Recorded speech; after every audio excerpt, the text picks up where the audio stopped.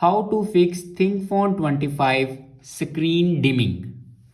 So let's start the video. First of all, open settings and click on display. Here you can see the option adaptive brightness. If you turn on adaptive brightness, then turn it off. After turning off adaptive brightness, then turn off dark mode. If you turn on this dark mode, then turn it off.